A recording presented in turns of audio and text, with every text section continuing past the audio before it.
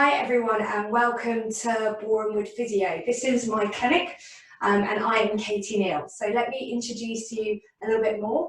I have 18 years experience as a physio. I've done a BSc Honours, I've done a clinical masters, I'm a trained APPI Pilates instructor.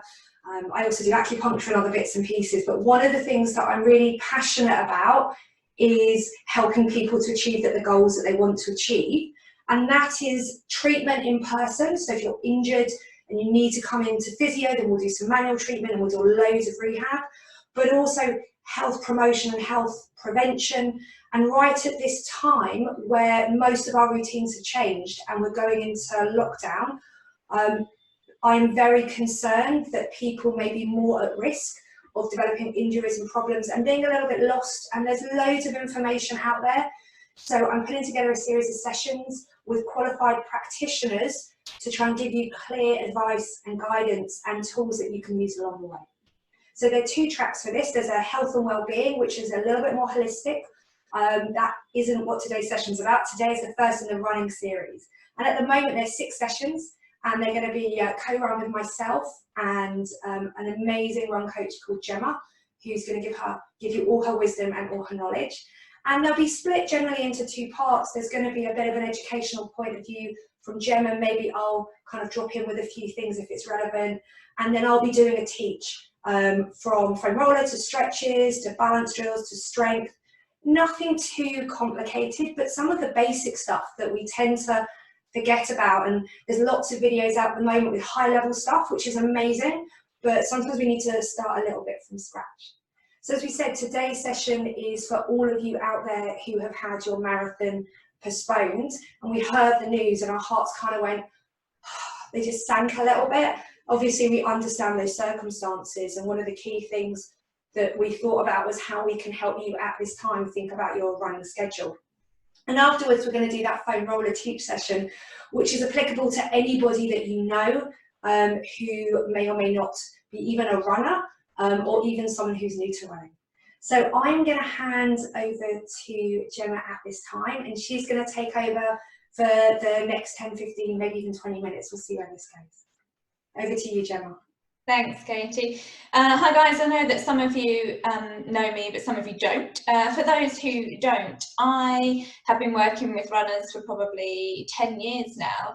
I'm a qualified England athletics coach. I got my qualification a good few years ago. I work with individuals.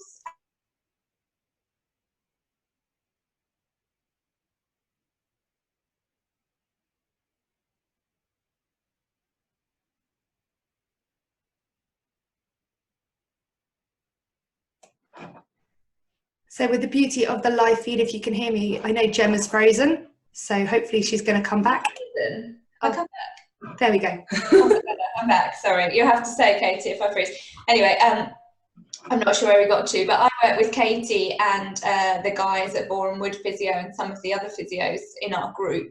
We try and keep runners running for as long as possible. I know it sounds a bit odd if they're injured, but it's one of our focuses really. Unless they really can't run for serious reasons, then we try and work with them to keep them running and to keep them sane.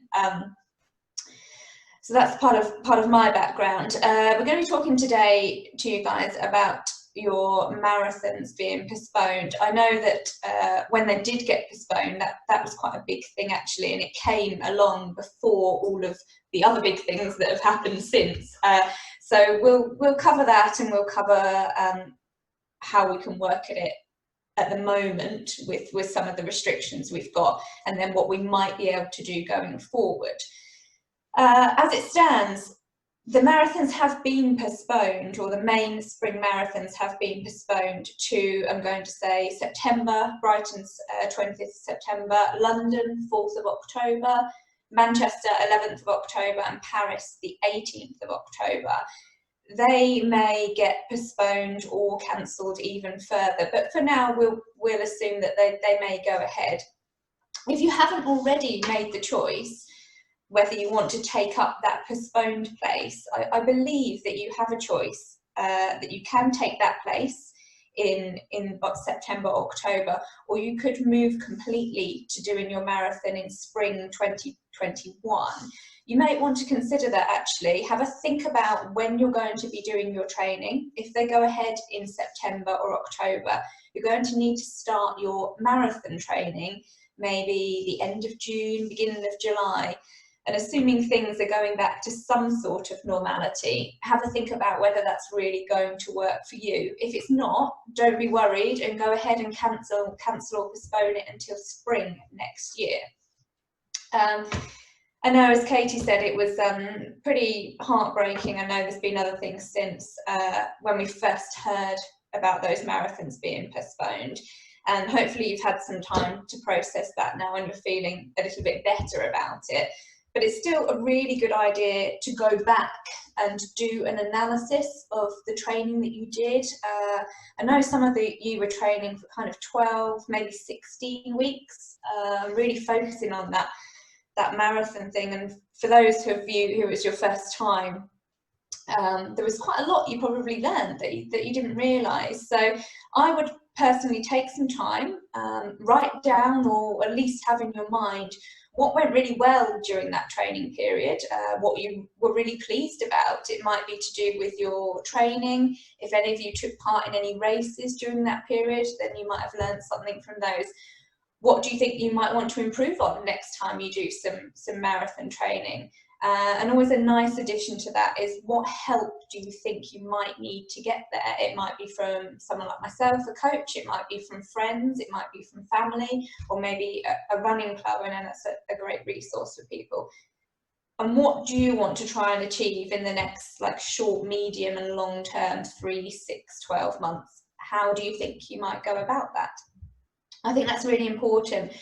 Do take the time to do it, because if you are postponing your marathon, it's so easily forgotten in 6 months, and there's so many things that you did achieve during that training period that are really brilliant, and you'll take those forward. Moving on from that, if you haven't already, you did do a lot of training, so make sure you give yourself some time to recover.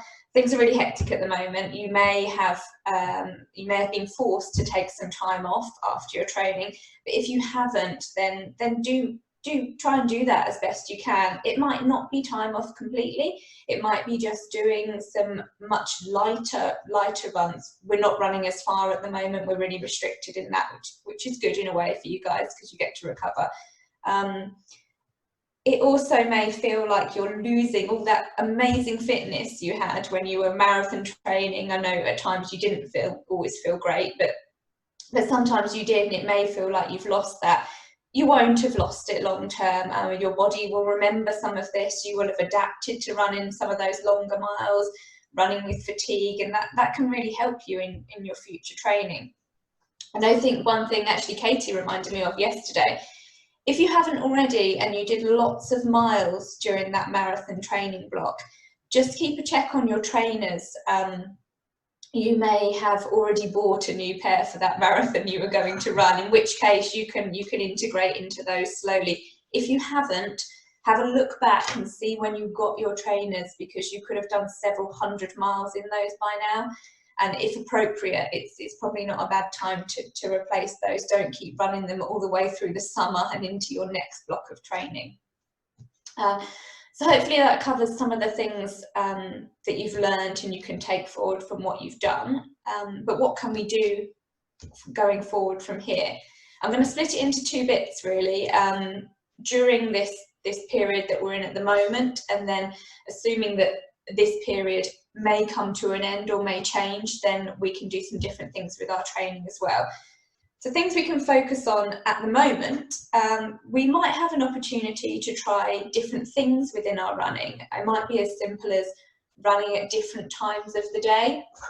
What feels good for you? I know that I train first thing in the morning. I love it. It's brilliant. It's when I'm at my best. If I try and train in the evening, it just doesn't work out as well for me. But for you, it might be the opposite. You might also get the opportunity to run during the day. Does that work well for you?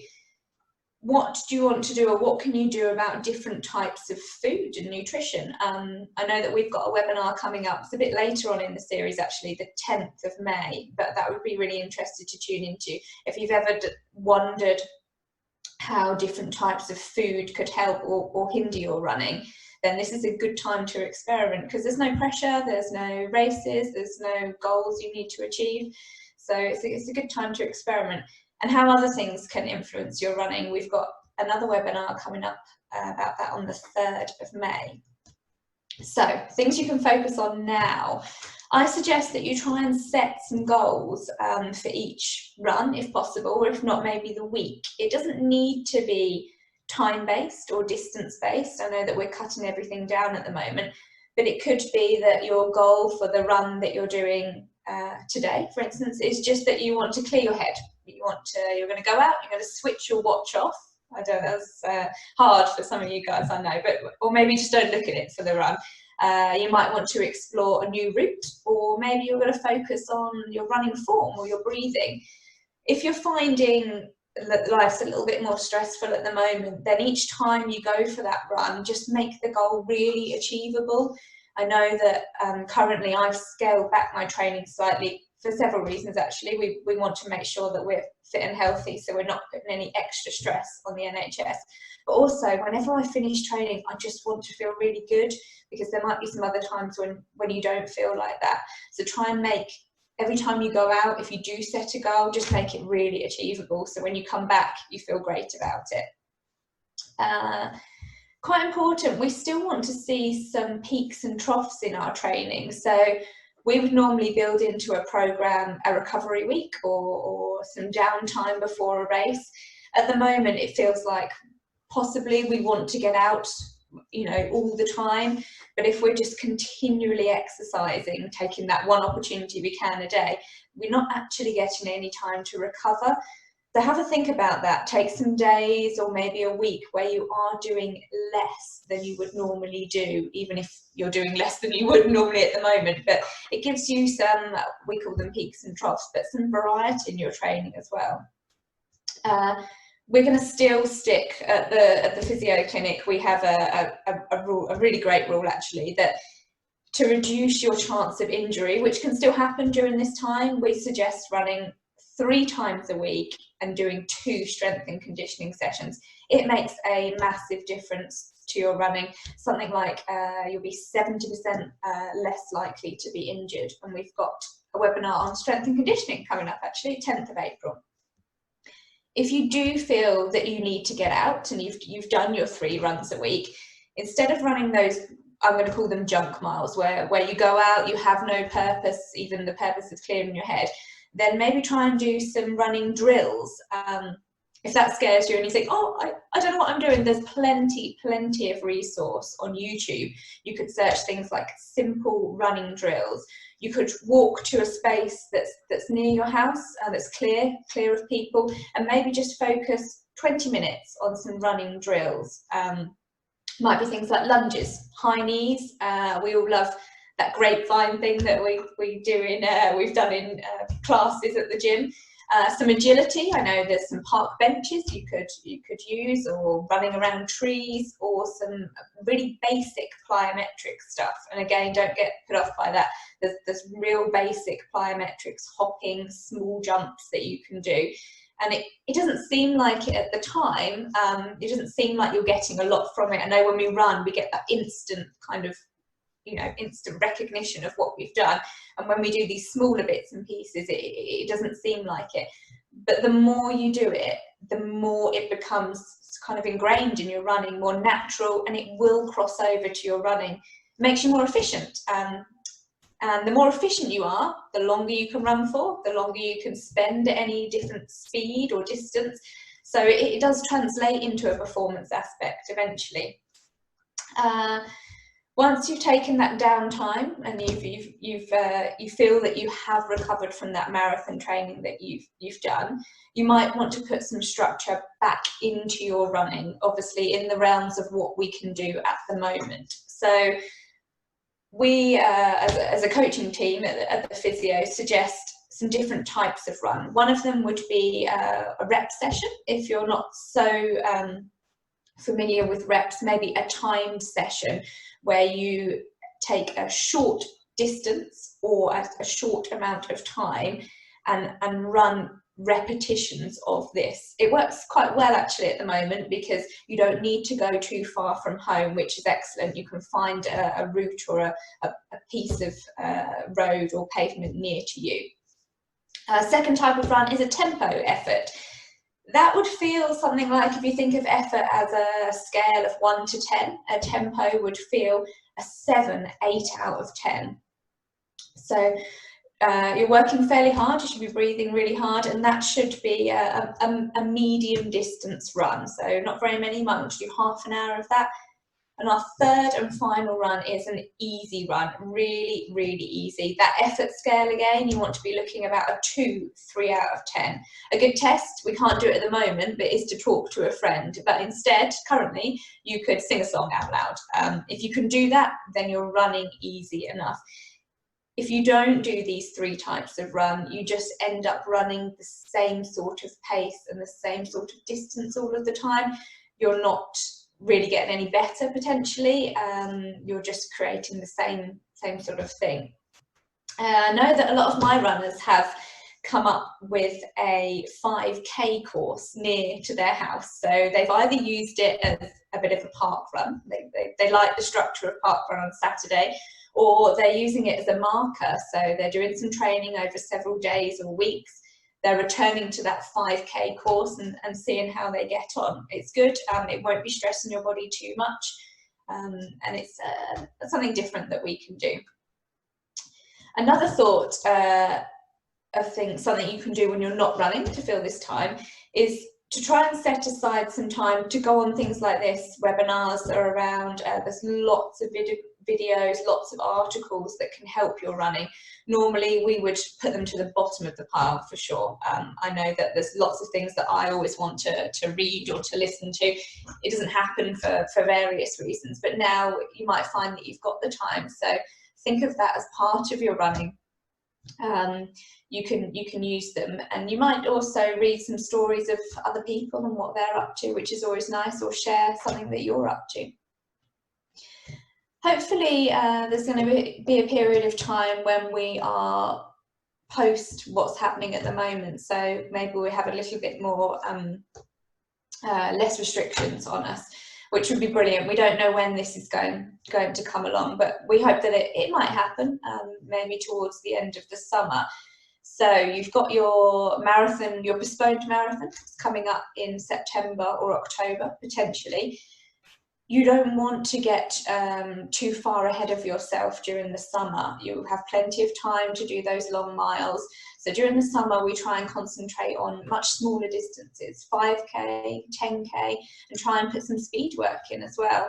And you know that when you are marathon training, you end up probably actually getting quicker because you're getting some fitness in there, but your main focus is on miles and running with fatigue. So over the summer, it's nice to do some speed work, something a little bit different.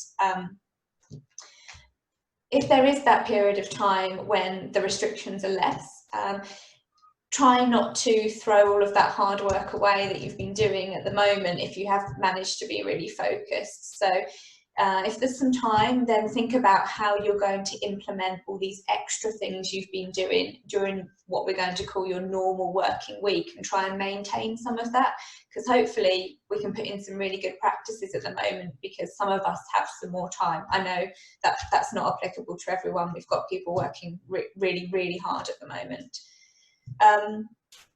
If you're used to running reps or time sessions, then during these summer months before your marathon, they should be shorter. So we're thinking 30 seconds, a minute, couple of minutes maybe. Or if you are used to running reps, we might run 100 meter reps, 200, 400, or some really short efforts.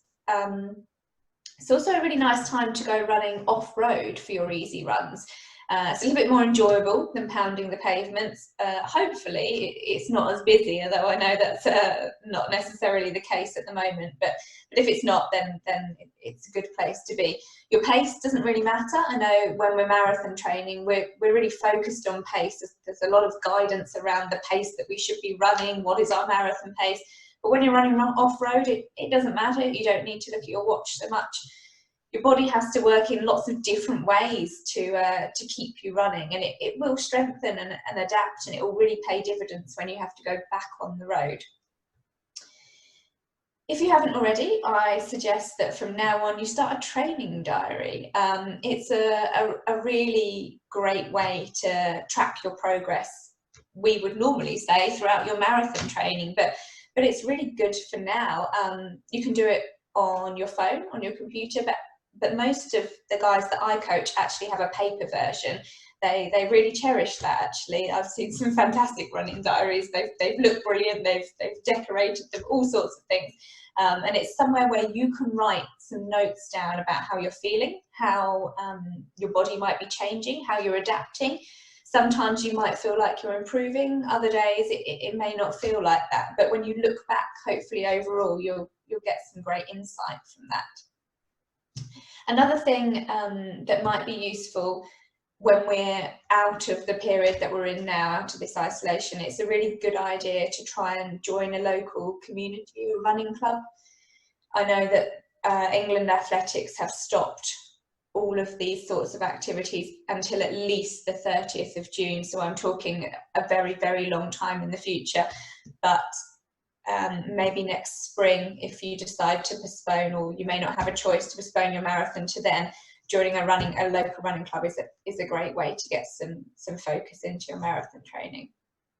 And just as a summary then, don't fall into the mindset that time you trained for the spring marathon was a waste. It really, really wasn't. You would have learned so much. Your body will have adapted in lots of new ways. And actually, there's a good side from this, that you're actually going to get a second chance to put that into practice. I know you didn't get to do the event, but everything you learned in the training you can take forward. Don't train so much that you're going to let injury set you back, either currently because you're wanting to get out, or when an isolation period ends, you just go mad and get injured. That's not the way we want to do things. You've got a real opportunity now to focus on some injury prevention, some strength and conditioning, to try and do that where you can. Ensure you have some goals, as I mentioned, some real clear and achievable goals for each run and week, and make sure you include those recovery days. You can set some longer term goals, but currently I'd try and steer away from anything that's event-based. It's just impossible. There isn't any at the moment. But you can say something like, in however many weeks I want to be able to do this. Maybe I want to be able to run up that hill that I couldn't before without stopping halfway. Or it might be something as simple as, I want to feel amazing about my running. I want to feel more confident about my running. And keeping that running diary, as I said, that's really important, and it's a great way and a good thing for you guys to do now. I think that's all from me. I know it looks like Katie's ready there. If you've got any questions on what I've talked about, we're going to run through those after Katie's drills. So I'll turn myself off and say goodbye. I'll come back at the end. I hope that was interesting, and I'll hand over to Katie. Thanks, Katie. Oh, thank you, Gemma. That was really, really interesting. And for me, Gemma has just a wealth of knowledge from all her experience and all her personal training that I think is absolutely brilliant. So I'm down on the floor, so hopefully you're not going to lose my head or anything else. And I will try and continue to stare at the camera, but I am not a professional at this, so I have a tendency to want to look at the screen at the same time. So we're going to talk about the foam roller. And all of these little physio things are based on what I normally end up giving my patients when they're injured. Things that clinically work really, really, really, really well. So the first things to say is everybody is different. So if you're trying something else that I have suggested, or maybe even Gemma has suggested, and it doesn't feel right for you, please back off and stop. we are offering, we'll talk about this a little bit, ways to contact us and ways to check in with us, but it's really important. Each of us as an individual, and I think we all have that problem where we look at everyone else, I do it as well, and we compare ourselves. So no comparisons, we're all individuals. So foam roller is one of the first sessions. I love this piece of kit. I know people love to hate this piece of kit, and I often say to people, well, have you got a foam roller? Have you seen a foam roller? And there's a bit of a dreaded look of horror that comes over their face. It's the bit of kit they see in the gym that's left to the side. If you've had injuries, maybe you've got into using it. I think once you've started using them, they get a little bit addictive. There's something that we really, really like. And for people who come to the run clinic, this is normally something that we pick up. And I think I forgot to mention that I'm part of a group called Physio Academy, and there are lots of us spread around. And one of the passions that we have is to do something called a run clinic, which is about prevention. So we get people who aren't injured to come in. We'll do a specific screen, have a look at some key factors, and then if you need, come in for a couple of follow-up sessions afterwards to really tailor what you can do to help your running. So foam roller, there are lots of different types that you can see. I've just picked a red foam roller. It doesn't matter about the colour. I do have people asking me that. There are different densities, there are different thicknesses. You can spend anything from £5. I've seen some ones that are £50. I do not understand what they are offering. There are some links on the event page on Facebook, because some of the bigger retailers that you would normally press click are taking a long time to deliver, but support your local shops, local stores. Those smaller independent companies still have them. So why is a foam roller so great? So there is a lot of things out there about trying to improve range of movement and improve flexibility. And that is because, say we are a bit tight in the front of our hip, called our hip flexors. One of the key parts of running is be able to get that leg back, that hip extension. So looking at some of our key muscle groups, improving your flexibility to the best of your potential, not the ballet dancer down the road, not the gymnast in Cirque du Soleil, best of your potential is only going to be something that's positive. There is quite a lot of research coming out about foam roller, and I'm going to give you the tiniest overview, but if you are really into the science and what we call the pathophysiology, like the mechanisms of how it works, you can go online and you can look it up, and they're about kind of 20-page articles.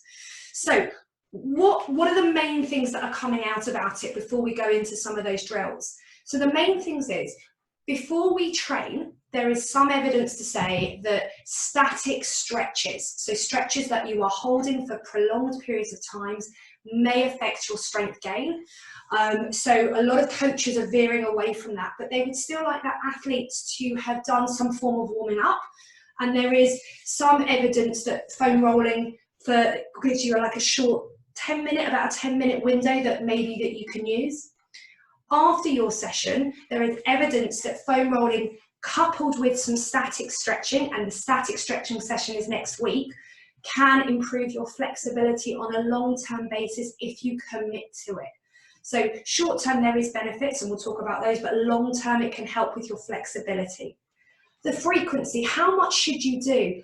In all those articles, every single person comes up with their own technique, which isn't really great as a standard, but we're thinking 3 times a week, possibly after you do your run, or if you are doing those important strength and conditioning sessions, then I would do this as well. That's what I do.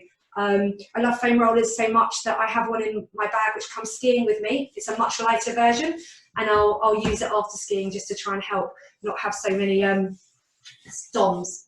And that is one of the things, the effects that the foam roller can have. It has been shown to help delayed onset muscle soreness.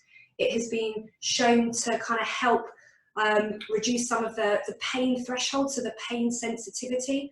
We've talked about that flexibility, and that's one of the important things. The reasons, there are so many. The way that the foam roller works is it's called myofascial release. So our body is formed of fascia. So I think about like really big connective tissues, not quite like a spider's web, but like a really thick Marvel Comics Spider-Man, go with me on this kind of visual thing. You know when he goes split and you see that first bit that looks quite sticky, and then you've got all those tendrils that come out. Think about fascia like that, and it weaves all the way through your body. It's the thing that connects like your little toe to the top of your head, and that's absolutely genuine. And fascia is something like 2/3 water. It's a really important thing, and I think people are going to find out more and more and more about it.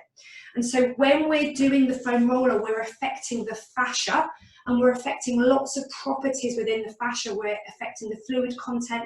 There's even something called the piezoelectric field, which is about the chemical frequency, and we're seeming to have a really positive effect on that as well. So lots more things that happen, but you can go away and have a read of all those articles that go into the physiology. So let's go and do some practical stuff. I am not going to demonstrate for the length of time because you'd just be staring at me doing this for ages. If you've got a foam roller, feel free to grab it now. And as I said, you just need to play with the techniques. So how long should you do it within each of those sessions that I talked about? There is this evidence to say that the slightly longer times are better, so maybe up to 60 seconds. But if that is too much, maybe start off with 20 seconds and then build up to 3 reps of that. The pressure. If you are new to using a foam roller, there are parts of your body where, well, if I filmed people as I teach them that for the first time, it looks like they think that they're doing permanent damage. You are not, but it can be sore. And if the physio tells you it can be sore, it can be sore. There is no danger with that. That should be something that's absolutely fine. However, if you've decided to foam roller over an injury, that is not a soreness that we would find acceptable. Please back away from that. We should also not foam roller over bony bits. So with your knee, you don't want to be over your knee. You don't want to be over the sides of the knee. We don't want to be directly on our Achilles tendon. We don't want to be directly over the side of our hip or at the front of our hip. We want to foam roller the squishy bits in the middle, which is what I tell all of my patients. If it feels very sore, couple of hacks to do. So really thick jeans, not your lycra jeans, really thick trousers, lots of squishy mats. That's going to put a bit of cushioning. You can go back a stage further and you can use a handheld foam roller. I don't have one here. I don't tend to use it myself, but I have suggested it to a few of my patients who have found they needed to start with that because it just was so unbearable for them. And then they did work up to a foam roller. The only other reason that that handheld roller is applicable is if you've got something going on with your potentially somewhere else in your body, because doing the foam roller is quite physical. If you don't have the physical strength to do this, the handheld roller can be all right.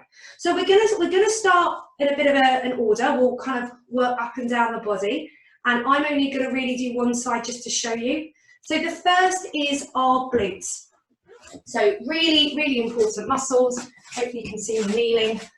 I'll sit back. So this is your glutes. You've also got a muscle called piriformis in here, right at the side. So this is the side of my hip. The bit just behind my hip bone is my hip abductors. We'll talk about those in our strength session. Hugely important. Very, very simple to foam roller these. You sit on it. Very easy, and you can sit. And you can see at the moment I've crossed my leg, and you can see that I'm moving my body. Maybe I want to twist to the side. Maybe I actually want to have a leg straight and roll. Depending on the size of your foam roller, you can do one at a time, or you can sit on it and do both bottom cheeks at the same time. Just be careful with that because you don't really want to be massaging that tailbone, that coccyx. That can get quite sore and quite tender. So sometimes actually having it a little bit on the diagonal, massaging into that, maybe 20 seconds, 30 seconds. In terms of the pressure, if 0 is you're not really doing anything, maybe you've lifted yourself up with your arms, and 10 out of 10 is you're putting every single bit of effort into that, maybe 5 to 7, see how you feel. It's a good way to tune into your body. Maybe one side of your body is a little bit tighter. So glutes are pretty easy. You may even develop your own way of doing this. There is nothing wrong. Just don't go over that really sore bony bit of the hip. Be careful of your tailbone. Onto your hamstrings.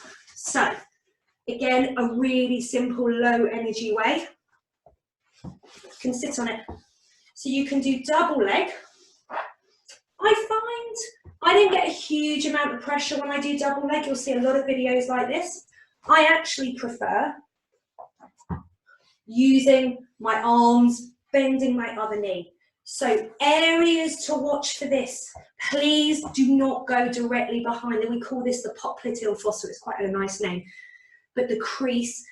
Be also quite careful really bashing what we call kind of up in here, which is your ischial tuberosity, which is just where the hamstring tendon attaches all the way up here.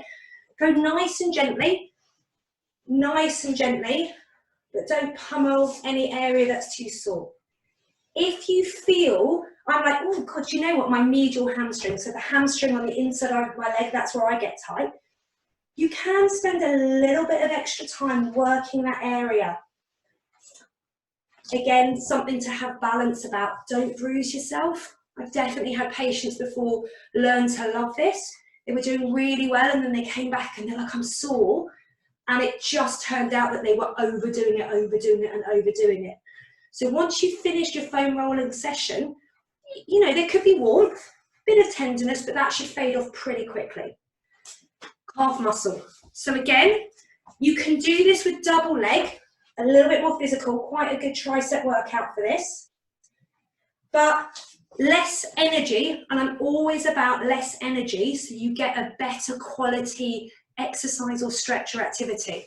So I love using my other leg, forwards and back, maybe my bottom's lifted up a little bit still. I can do it with my bottom down. This is great. You can kind of really turn the foot in and out, really work through those different parts of your calf. Please not onto this fleshy, this little bit at the back, which is called your Achilles tendon. All the squishy bits. So turning over, we'll do the quads, and then we'll start getting into the more complicated positions, which is your adductors, which is your groin, and then everybody's favorite, your ITB. So everyone's going, oh, the ITB. Amazing, amazing, amazing thing to do. So quads, I've developed my own thing where I use my arms like a commando. Like that just sticks in my brain. So not on the hip bones itself, not kind of onto the top of the kneecaps. Pop it down, depending on the width, you can do one leg or two legs. So I'm going to lie down, put my arms in this position. I think you can see me because I can't see myself from there. So I'm just going forwards and back, forwards and back. Little things that you can do. And cross one leg over the other to have more pressure. You can bend your knee. And that just tightens up the front of your thigh, your quads. Only really appropriate if you find this quite comfortable. The other thing that I tend to do, and this does depend on the flexibility of your hips, is I turn my feet in, just gets a slightly different part, and out. Sorry, this is in, isn't it? And that's out. Really lovely. Lots of people love their quads, hamstrings and calves because it's comfortable. Adductors. So, I'll tell you what, I'm going to just spin around for this. I think that will be better. This one looks a little bit funny and it can take a while to get the right position. So, with your adductors, it's this part. So you've got to play with the angle and I roll in and out. This works for me, rolling in and out, not forwards and back, in and out. So I'm kind of rocking side to side. I tend to find my foam roller then disappears, so I pull it up again, and then I do this. So it doesn't look very glamorous, feels really good. So in terms of sensitivity, our adductors are a muscle that a lot of people forget to stretch, and they do feel more sensitive. So adductors definitely feel more sensitive. You may find that you're only able to do 10 or 20 seconds of those, and then you have to build up. We have nerves around our leg. If you're on anything that feels tingly, please stop. It doesn't often happen, but just be aware of that. So going on to the thing that most people find the most sore, which is the ITB. So the ITB, really important, not on that bony bit of our hip, not onto the outside of the knee. Different levels to do this. I'll go straight into the traditional one, which is balancing on your forearm. I just checked myself in the TV screen so I could see. So things that the mistakes people make. So have a look at my arm. It's really nice and supported. If you're here, it's going to be really hard. You can use your other arm if you need. I call it Spidey hands because you don't want to press too much, just to give yourself that bit of support. Forwards and back, forwards and back, forwards and back. If that's too effortful, you can kind of just support yourself. You can even have your other leg down. That's not a problem. Things that I like to do with this is people do the ITB, which is on the side, but there's that bit of connective tissue that where the fascia, where your ITB meets your quads. You just tip forwards a little bit more. It's slightly more unpleasant than directly side on, but it's really useful to do. Really, really useful to do. So it's a bit addictive. So I'm standing here going, oh, it's a bit sore, but this feels quite nice. So that is your foam roller. There are lots more things that can be used. We can use it to stretch out our back. We can use it to stretch out quite a few other things. But to start off with, focus on your calves, your quads, your adductors, your glutes, your ITB. 3 times a week, or any time you do a run session or a strength session. 20 seconds if it feels too much, 60 seconds if you can work up to it. If you're going for 20 seconds, try and do 3 times. The little hacks, if it's too sore, handheld roller or thick jeans and a nice squishy mat. Don't go over the bony bits. It can really, really help you. There's loads of articles out there. It can help pre-run just to activate everything. It can help afterwards to reduce your DOMs, make you feel a little bit better the next day, and long-term combined with a stretching program, it's been shown to improve flexibility. So I'm going to hand you over to Gemma to add anything to that. So back to you, Gemma. Oh, hello. Hello, I'm here. Sorry, it took me a second. Hi, Gemma. Nothing really to add. That was great, actually, Katie. Thank you. Yeah. It was only to say, just to reiterate what you did at the beginning, if something fundamentally doesn't feel right for you, don't pursue it. You know that you've got plenty of professionals out there that can help you and guide you. Don't carry on down the same path pursuing something that fundamentally you're not sure about. There's going to be some learning. There's going to be, as Katie said, some time when you need to get used to things. But hopefully we're all familiar enough with our bodies now that we know if something really doesn't feel right. That's fine. Thanks, Katie. All right, thank you, Gemma. So I'm back up off the floor again. So thank you very much for joining us for that. Hopefully you have learned something new. If you did know some of it, maybe you've just gained another little bit of information that you found really helpful. So what can you do now? So in terms of getting in contact with us, I'm Katy Neale from Borehamwood Physio. I'm offering virtual sessions at the moment if anyone needs. And there will be a point where we can come face to face again. And then part of the Physio Academy, I have a run clinic here, and you can look up the Physio Academy in your area if you're watching it, or send me a message and I'll tell you where your local clinic is for a run. Also, you can get in contact with Gemma. So Gemma is a coach. In terms of working with her, she's really, really passionate about helping people long term. So like me, just sending me a question, expecting an answer to an injury, it's really difficult. We can't give you the best. So for Gemma, anyone who's interested in working with her longer term over a season, she'll build an incredible relationship with you and she'll really help you achieve your best. So the next session is for new runners. So if you know anyone out there who's coming back to running, who maybe has started to jog because of this isolation, even though it's also the time of year where lots of new runners, please post them to the event. For everyone else, you should still join in, because at the end we're going to go through stretching, a little bit of reasons behind that, and later in our series we've got strength and conditioning, we've got pain when you run, what's that about, fueling, balance drills and some other stuff. If you want to do the health and well-being, so there's a health and well-being session after this at 12:30, and there's one tomorrow. So have a look, send me a message, and hopefully we'll see you soon. Please stay well, stay safe. See if you can do that bit to look after yourself. And if you have an ability to also look after someone else by being safe yourself, that's also really lovely to give back at this time. So bye from me, from Katy Neale from Borehamwood Physio, and I'm sure Gemma's going to just say goodbye as well. Yeah, thanks guys for listening in. I know that I know some of you and some of you that I don't, so hopefully you found that useful. There's lots of things coming up. I'm excited to talk about it and try and share some things and actually speak to someone different for once. I know that you're not speaking back to us currently, but it's quite enjoyable for me to speak to more than a group of one person. So and thanks Katy for organising this. Okay. All right, thank you very much. Bye-bye everybody, and we'll see you next week when you tune in.